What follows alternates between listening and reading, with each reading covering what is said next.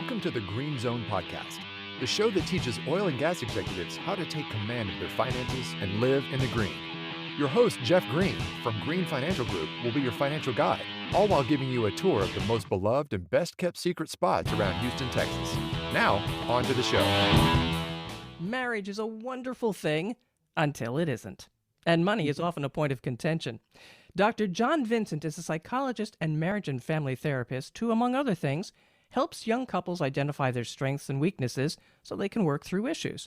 Now, he is with Jeff Green and Lauren Smith to talk about the money conversations couples of all ages should not ignore.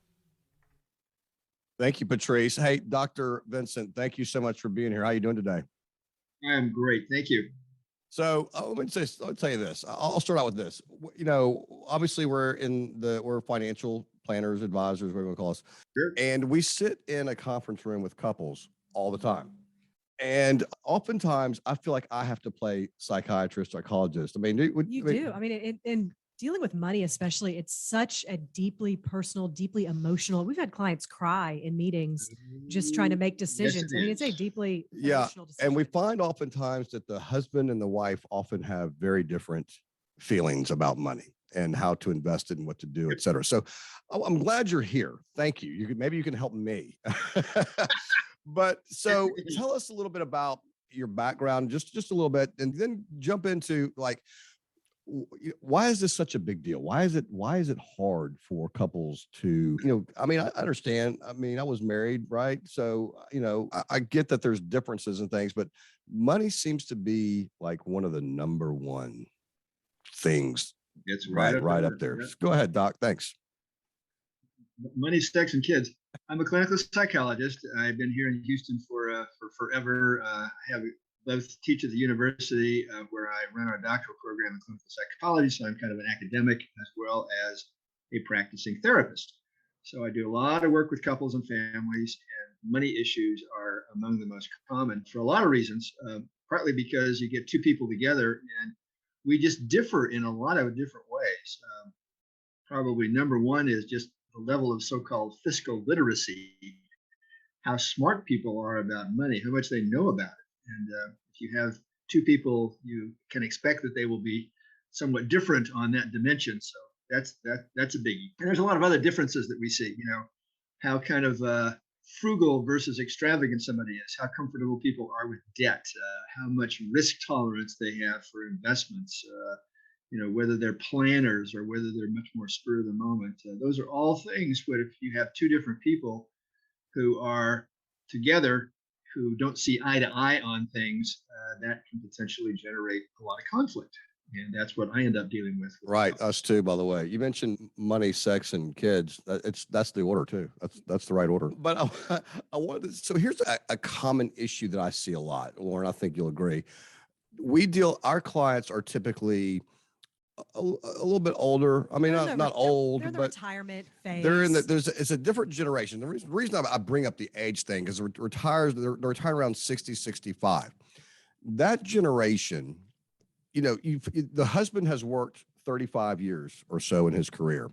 The wife has also. Sometimes, but more often than not, I find the spouse may have worked, but she does not know the financial situation of her spouse. I see that time and time again. And, I don't want to say a revelation, but like they're realizing, okay, we have all of these assets. We have this huge portfolio.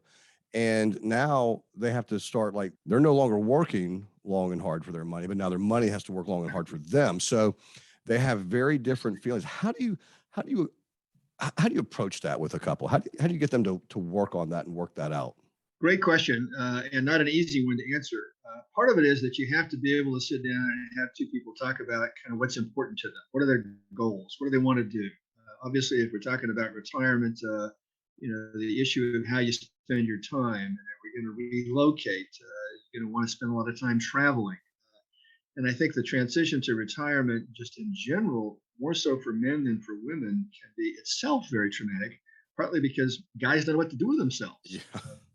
I've seen that many, many times with guys as they retire. They're kind of at loose ends and they don't know how to spend their time. How many rounds of golf can you do? Yeah. We get that a How much lot. time can We you- get that a lot. I mean, you find the men often had defined themselves by their careers, and then when they're Yes. no longer You working, do. they lose the definition of themselves. And we coach on that as well. But go ahead. Big issue. And obviously, when it comes to money management, the question of again, what are you going to do with that time, and how are you going to spend your money, and what are you're going to travel, you're going to again relocate, you're going to move closer to the grandkids, you're going to get a vacation home, a car, a boat, whatever, and you got two people, two very different ideas about what makes sense, and that can generate conflict, which is where I come in. How to help people talk about that in ways that they can come up with a plan that both people can live with and move on from. So for our listeners and for your listeners and, for mine and Lauren's benefit to help, how do you suggest couples approach this? What are there any things that when a couple comes to see you, is there anything that you send them off with, like things to work on or practice with? It's a little homework maybe. And is it stuff that they should be doing from the day they get married, or is it stuff that they should focus on more, as transitions happen in life, new kids come, retirement? Should it be, is it kind of situational, or is it from the beginning these conversations need to be had? Ideally, they have started a long time ago, and there's a understanding about who each person is. There's a way they make decisions. They have a common set of goals, and they can then tweak that, of course, across the lifespan. And if you're waiting until you're about to retire to begin those conversations, it's almost too late, because a lot of the differences are probably never been sort of adequately worked out in the first place. So ideally, you have this stuff hammered out from the get-go, and you kind of learn about how to manage money. You get a financial planner that you can trust and work with that help advise you through the process, and figure out all the kind of short-term and long-term decisions that we all have to struggle with. And I think the earlier, the better. And that's probably true of anything in relation to money. The earlier you start investing, the better. You don't want to wait until you're 55 or 60 and say, oh gosh, I think I maybe need to get a retirement plan. It's a little late in the game.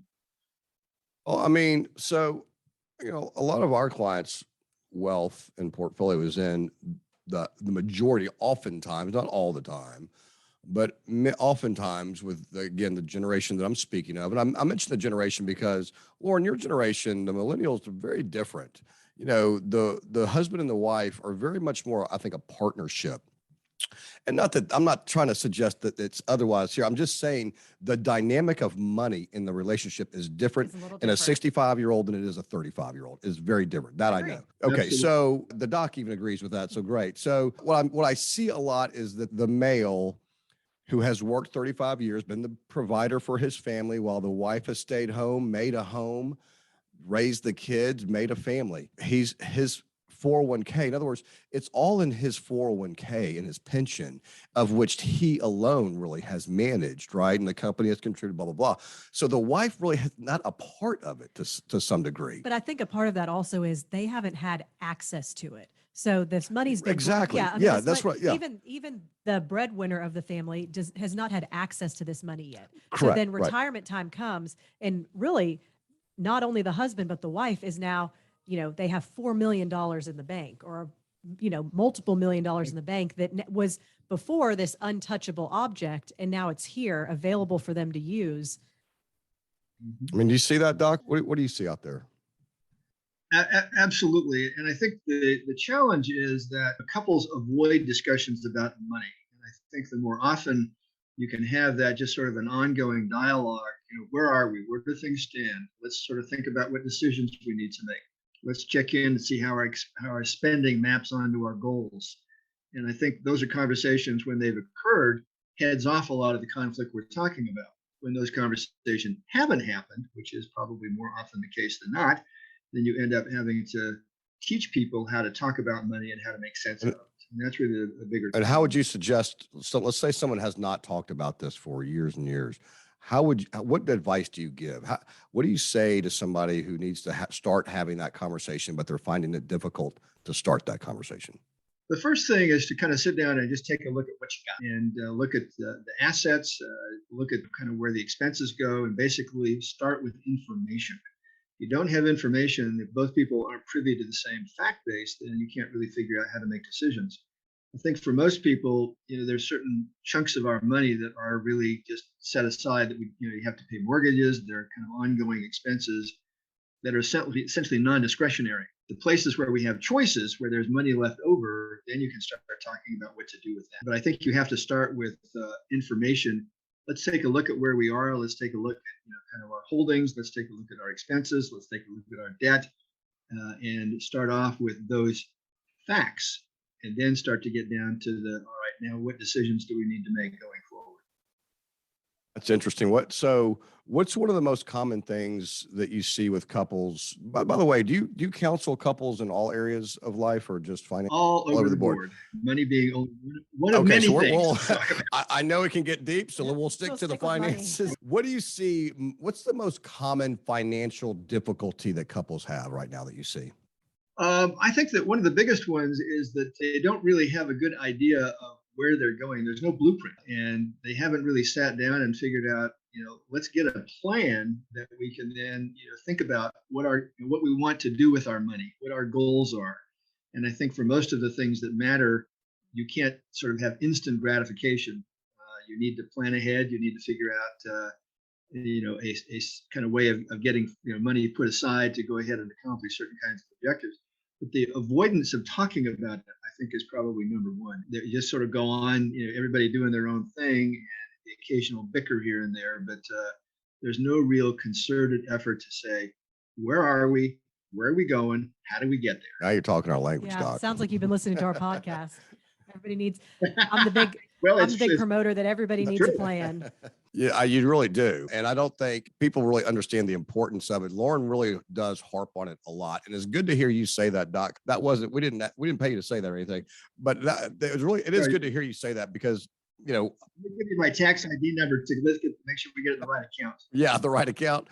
But we harp on that. And it's good to hear that somebody in an unrelated field, but talking about our field, feels the same way about that as well. Because it's truly, right, you're on a journey, with no, what's that saying? If you're goal without a plan is just a dream. Yeah, something like that. That's good enough. Or a nightmare, depending on how that. I was going to say, if you didn't have a map, like you're going, no, I don't know. There's some kind of saying. Somebody knows it out there. Send me an email. Let me know what it is. I don't know. Yeah, it doesn't sound as good as mine. Yeah, yours is better. I have a question with couples that just have very conflicting views on money. I'm a spender. I like to spend extravagantly. I probably don't save as much as I should. I would 100% agree with that. I don't practice what I preach and really, stick to the plan that I should be putting for myself. But can someone that is a spender like that and likes to live extravagantly and likes experiences and nice things, can they fit with someone that's much more conservative? Yeah. Can people? How do you balance that out? That's what you're asking? Yeah. Can you balance that? Or is one side always going to resent the other for not, understanding where they're coming from? Well, I think you have to come up with something that both people can live with. And obviously the spender is going to have to put some reins on that, so that there's a little bit of kind of acknowledgement that the other person is going to get, really, really upset if there's extravagant spending that doesn't make any sense. And I think, I hate the kind of use of the word compromise because I think it is overused. But the fact is, when it comes to money, at some point, you have to make a decision about what you're going to do that both people can live with. And that means you got to give on both sides. The more frugal person is going to have to kind of relinquish their control a bit. The more kind of spendy person is going to have to be willing to delay gratification and be able to think more sensibly about what kind of bang for the buck am I getting out of the money I'm spending? And does that really make any sense? And I think to slow that down and at least have conversations about it. And yes, I think that's one of the fundamental differences around which couples will tend to argue. And I think we're all somewhere on that continuum. I was going to say, if far ends of that continuum, it just makes much more complex. Yeah. That's the problem. Let me ask you, do you have a real world example? Obviously, exclude the names to protect the innocent, but so an example that you can give the listeners of something like that, and then the advice that you gave them, a tool or tip that they could use to work on that problem? I can in a generic kind of way. And I think you have to start with the spender. No offense, Lauren, but I think the idea of sort of where is the money going, and you sort of ask some fundamental questions about that. One of the things that we know about spending is that we operate under this interesting assumption called affective forecasting. If I have this certain thing, it's going to make me feel wonderful. That's really the Yeah, logic. I can agree to that. If I go out and buy this fancy new car, or go get this, incredibly, this the latest, fashion item or whatever, that, my life is going to be wonderful. And I think the thing that we know about research in that area is that, in point of fact, those things generally don't last. Whatever that emotional high is generally pretty short-lived. And I think once I'm giggling, Doc, because for Lauren, it's purses. I mean, Let him finish. All right, This I'm is sorry. Go interesting. ahead. He's talking about me. You've been talking to my wife.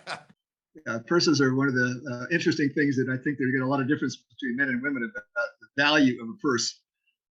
$200 purse with a $5,000 $5 logo. grand. I saw one the other day. I won't say what, a $30,000 purse. Let's just say somebody that we saw had a $30,000 purse that I had. That's disgusting. That's a different. I didn't know a purse could cost 30. That's a car. Yeah, that's ridiculous. Okay, I'm sorry, Doc. Please continue. We'll quit I was interested in what he was saying.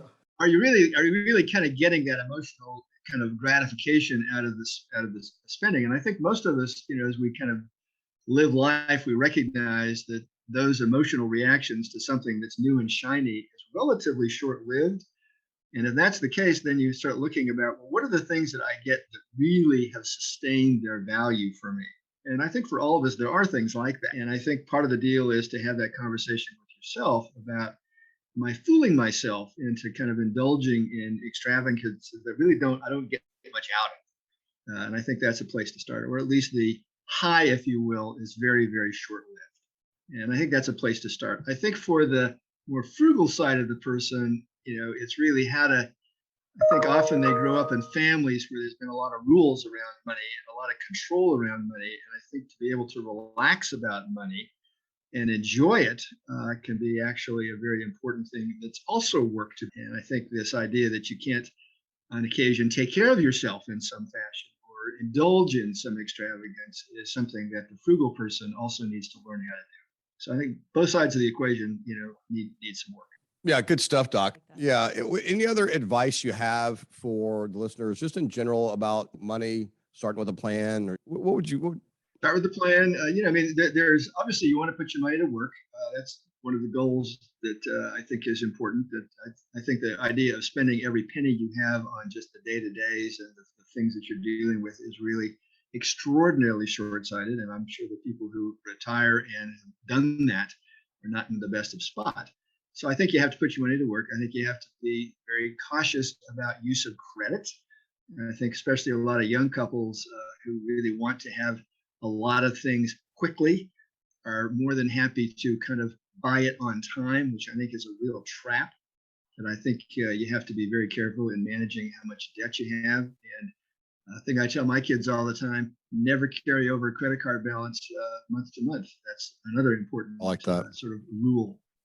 Also important that young couples in particular build a cash reserve so that if emergencies come along, they don't have to charge it. They can actually dip into this emergency cash fund. It takes a while to build those, but I think that's a very important goal that ideally a couple can have. And that takes some of the bumps out of the equation when, some unexpected car repair or your AC goes out, or there's some, big medical expense that you weren't anticipating comes along, and you don't have to therefore charge it, which I think then is often where debt gets started.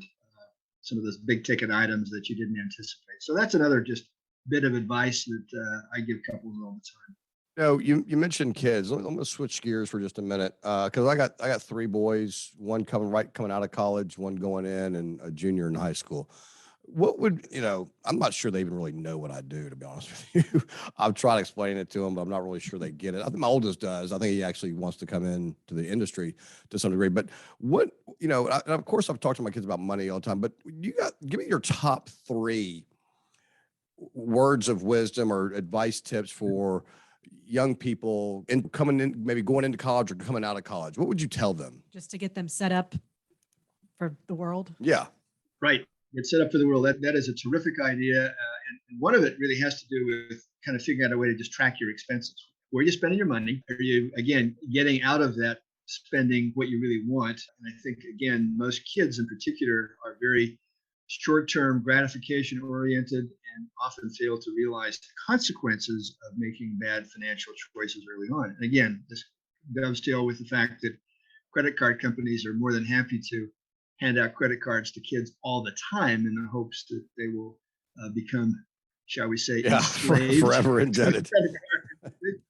That's right. So I think that's something else to watch out for. Basically, to start thinking about, again, what matters and taking a look at where your money's actually going. I have the same conversation with my kids. One's in college, one's in medical school, and they're sort of trying to figure this stuff out right now as well. And it's my son in particular. He has been surprised how expensive it is to live, and it's been a good lesson. But that was great. But thank you. I mean, it's really hard, to teach kids about money.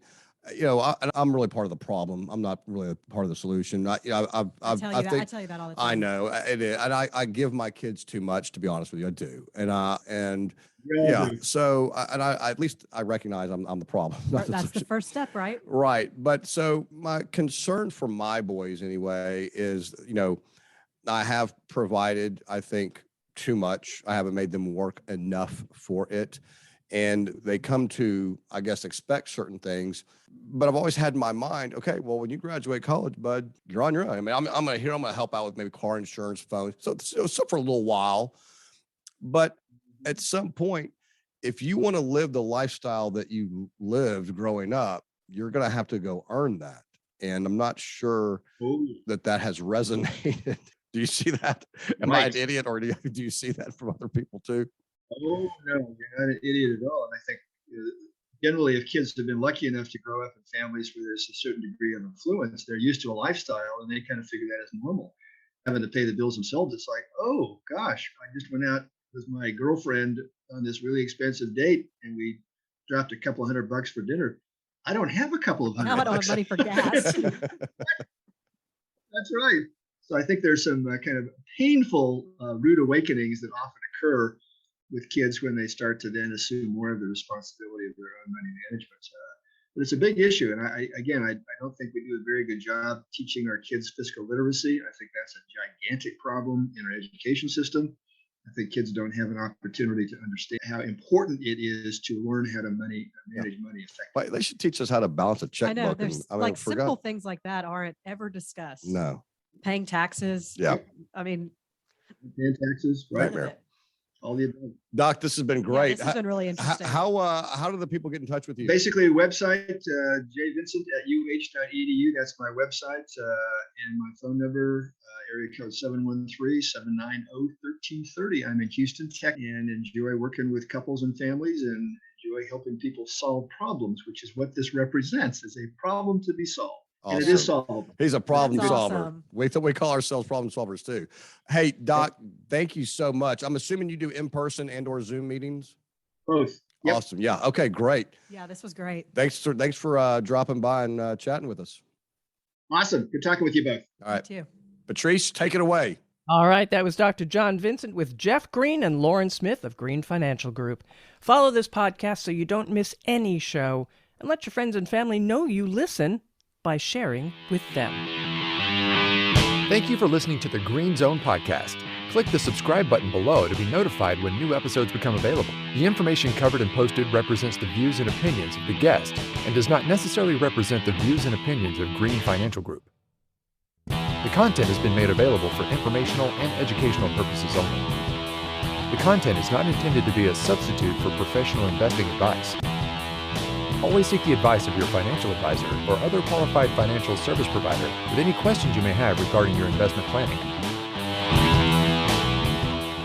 Securities offered through Raymond James Financial Services, Inc., member FINRA SIPC. Investment advisory services offered through Raymond James Financial Services Advisors, Inc. Green Financial Group is not a registered broker-dealer and is independent of Raymond James Financial Services. Jeff Green is the founder of Green Financial Group and is a registered principal of RJFS. The Green Financial Group is located at 6363 Woodway Drive, Suite 625, Houston, Texas 77057, and can be reached at 713-244-3030. Raymond James is not affiliated with and does not endorse the opinions or services of his guests.